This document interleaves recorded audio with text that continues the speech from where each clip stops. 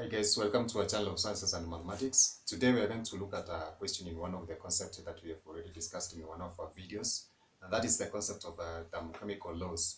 Now, thermochemical laws are the laws that govern the quantity of heat which may be either liberated or taken into the system when a chemical reaction is taking place.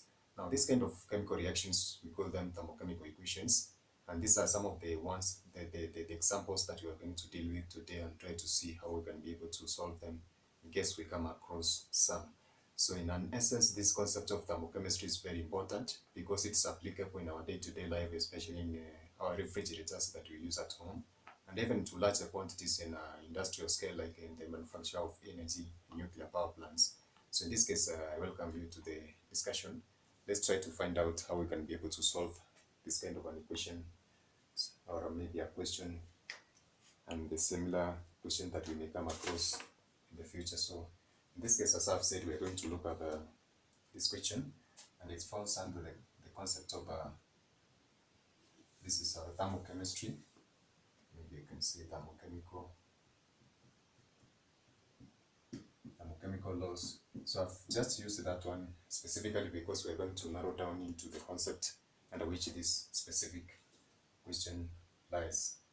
So I'm going to read the question so that we can be able to interpret, and maybe we're going to get the information from there and try to find out which kind of a strategy is appropriate for us to find the answer.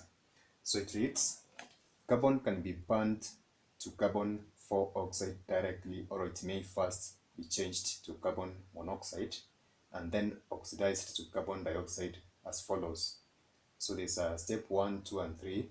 The first step is that carbon is being burnt directly with oxygen to form carbon 4 oxide, and the delta H, that is the heat involved in that, is negative 393.47 joules. The second step is carbon is burnt, and that is the first step, which is an incomplete step, to form carbon 2 oxide or carbon monoxide, and the delta H is negative 110.44 joules. And the 3, carbon monoxide is burnt still under oxygen to form carbon 4 oxide, and the change, that is a delta H, is negative 283.03 joules. So in this case, of course, we have been given the chemical equations which are representing the steps which are taking place from the initial carbon, which is undergoing combustion to form carbon 4 oxide. And these are the equations which are giving us the quantity of heat which is involved. And we're going to see whether that heat is the heat that it is evolved, or maybe the heat that is taken into the system, by maybe going through some of a very small summary or reminder of ourselves, some of the laws which we are going to apply in this case. So as I've said, we're going to look at these thermochemical laws, and specifically this is going to be one of the fundamental laws that we have already discussed in one of our videos, and that is the concept of Hess law. That is Hess law of constant heat summation. Now this Hess law of constant heat summation is the one that is being applied in this case, and it states that for chemical equation that can be written as the sum of 2 or more steps, just like the one that are appearing in the question, the enthalpy change for the overall equation equals the sum of enthalpy changes for individual steps. So in an essence, if we are having a reactant A which is reacting to form B, which is reacting again to form a product C, so this is the first step, the second step, and this is the third, perhaps and final step in the formation of from a reactant to a product. So Hess law states that the change in heat that is involved from the initial step to the final step, from the reactant to the formation of a product, is of course constant, and that means that the heat involved is the same regardless of the steps which are followed. Now this, of course, resultant heat change in chemical reactions that are carried out, of course, either under constant temperature or pressure, In our discussion about chemical reactions, of course, we found out that there are some chemical reactions that require specific temperatures. Some could occur at room temperature and pressure. Some maybe could occur at a temperature lower than that. So there are some times that chemical reactions require that maybe you maintain a constant temperature or pressure. In that case, in order to ensure that you achieve a particular result, or on the side of you achieve a particular product. So in this case, the resultant heat change in a chemical reaction carried out either at constant pressure or temperature, or constant pressure or volume, is the same whether the reaction takes place in one or several steps, as we have said. Now, the consequence of Hess law of summation is that the net heat of a reaction at constant volume and temperature will only depend on the initial and the final stage as I've written. So in that case, this one implies that the overall heat change that takes place in this is the one that matters, regardless of the steps which are taken in between. But of course, we're going also to see the basic, or maybe the relevance of those steps which are involved in between. And of course, we're going to see that the thermochemical equations, of course, like those ones can be added and subtracted, just like we do in mathematics, in algebraic, or in algebra. And that is basically in algebraic equations in order to find the total. So in this case, Hess law also obeys that concept. And we're going to see that Hess law is a direct consequence of the first law of thermodynamics. And of course, this first law of thermodynamics is the one that says that the change in energy is equivalent to the amount of heat and the work done by the system. So we are going to see that this first, the Hess law is a direct consequence of the first law of thermodynamics, where in this case, of course, the initials that I've indicated on the board for the change, this is a change in energy. This delta is change in energy. In this case, it's heat energy that is involved, and the Q represents the quantity of heat which of course are required to produce that change in temperature. And then we are going to have this W represents the work that is done by the system in that process. So therefore, as we have seen that Hess law has a relationship with the first law of thermodynamics, we're going to see that there are specific rules that we are going to uphold, to ensure that they are upheld in trying to figure out how these thermochemical laws apply, in a way that if there is an instance of phase change, and phase change in this case, it implies that maybe something is changing from gas to liquid. This is a process of condensation, or maybe liquid to gas, that is evaporation, and maybe just the reverse of that. We'll find that there's a different ways in which we're going to indicate this. And of course, in thermochemical equations, we have to indicate the state of each of the reactants and the products.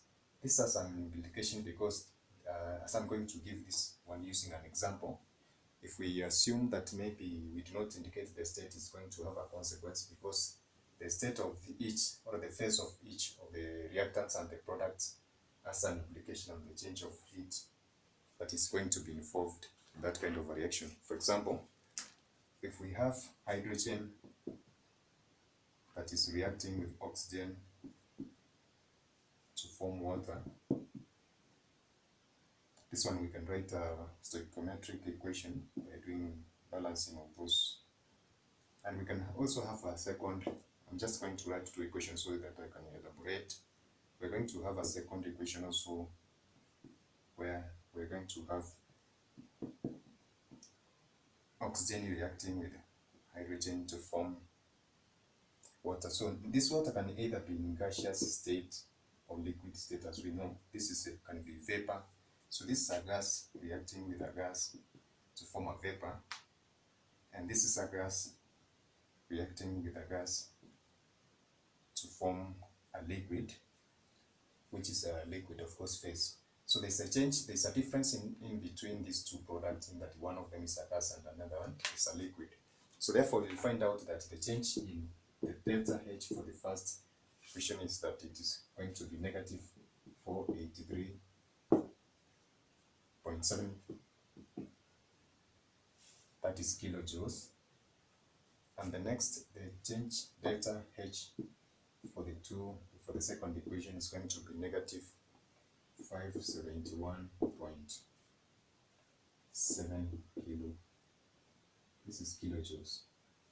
So in this case, if you can see, due to the variation in phases of these two different thermochemical equations, the products formed are different, or the same, but they have a different phase, in that one is a gas and another one is a liquid, and that one has got a consequence on the amount of heat that is involved.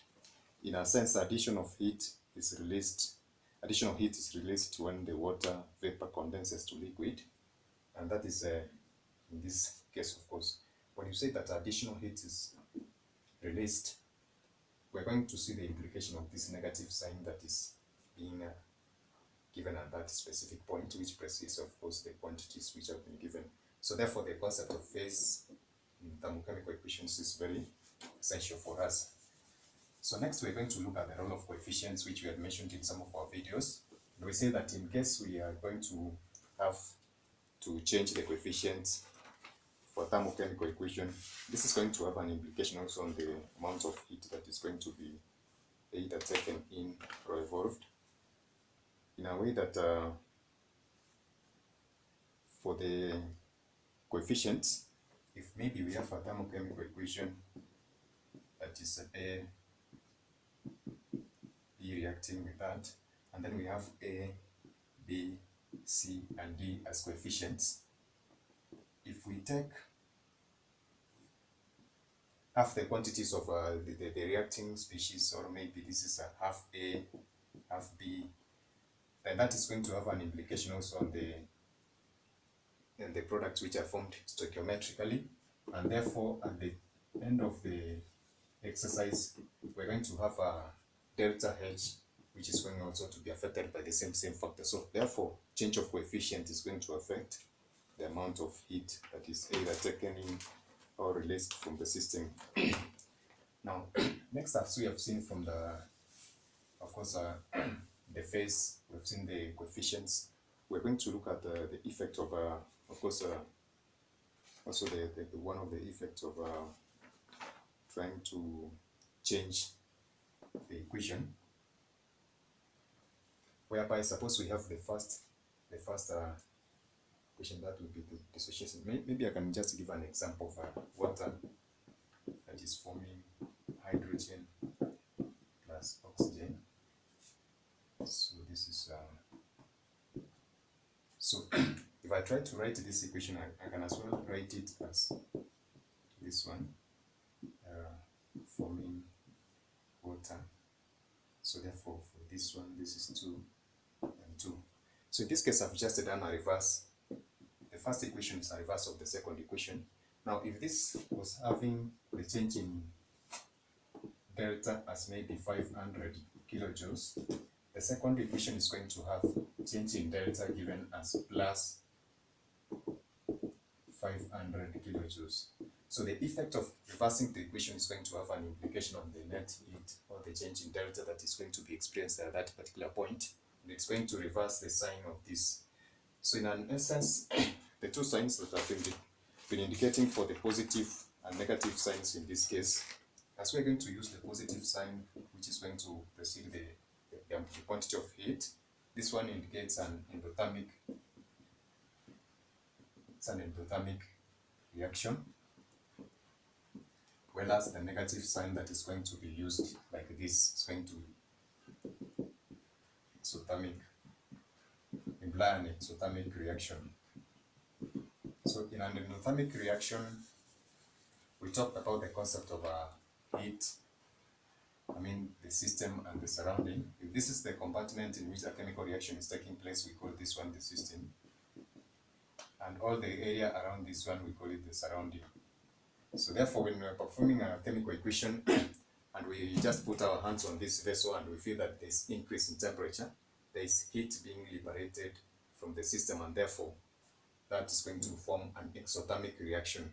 Suppose the heat is taken away from the system, from the surrounding into the system, and if we touch here, we have a cold feeling, and that one implies that that is an endothermic reaction. Heat is being taken away into the system, therefore it will have a cold feeling. So for that case, that's a summary that I felt was necessary for us to just understand first. So then let's just go ahead and try to find out a solution to our problem. So in this case, carbon is being burnt, and we're going to use, there are two strategies we can use to try and solve that problem.